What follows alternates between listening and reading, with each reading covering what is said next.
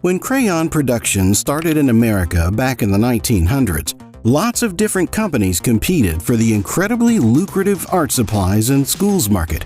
However, one company emerged as the market leader in 1903. Almost 120 years later, they are still at the top of the orange tree. Everyone who has ever used crayons knows the Crayola brand, and the name itself was coined by Mrs. Alice Binney, the wife of one of the company's founders. According to a statistic, the Crayola company produces an average of 3 billion crayons per year. That's 8 million crayons per day. Just to give you an idea of how large that number is, if you were to lay these crayons side by side, they would be enough to go around the world 6 times. Crayon production has developed a lot in the past 120 years. In the 1900s, you could only get crayons in 8 different colors.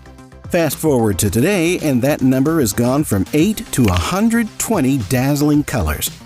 But how are they made? Crayons are made from a material called paraffin, a waxy substance derived from wood, coal, or petroleum. Not only is paraffin compatible with a large number of pigments, but it's also non-toxic and safe for use, making it perfect to make crayons with. It also has what is called a nice rub-off, meaning that it leaves enough wax on the paper.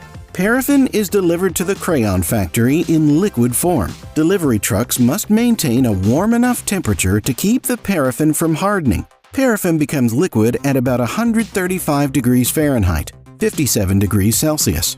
The next crucial material in crayon production is the pigments that give the crayons their color. Because paraffin will not mix with water or water mixtures, the pigments are in powdered form. Although they may have been made from a water mix and then dried. Pigments are made by suppliers following formulas dictated by the crayon manufacturer. Individual pigments are made of chemicals mixed together in wooden tanks and forced through filters to remove excess water, leaving chunks of the individual pigments. The pigments are then kiln dried for several days. After drying, the chunks of pigment are mixed according to the formula for the desired color, pulverized into a powder, and blended for color consistency. The mixes are sent to the crayon factory. Over the past 10 years, additional ingredients have been added to crayons. One of the most popular is glitter, small pieces of reflective material that make the crayon-produced work shine as it catches and reflects random beams of light. Perfumes and other scents can also be added to the mix. To kick off production, paraffin is heated in large industrial boilers at around 82 degrees Celsius until it turns into a liquid. The temperature and heating time are precisely controlled to ensure the safety and quality of the process. The paraffin is then transferred into huge silos which can hold up to 65,000 liters, more than the maximum takeoff weight of the Sikorsky King Stallion, one of the biggest helicopters in the world. If you think this is too huge an amount, remember that a typical crayon factory uses this much in just a day. Because paraffin is a flammable material, strict caution is exercised to ensure safe storage.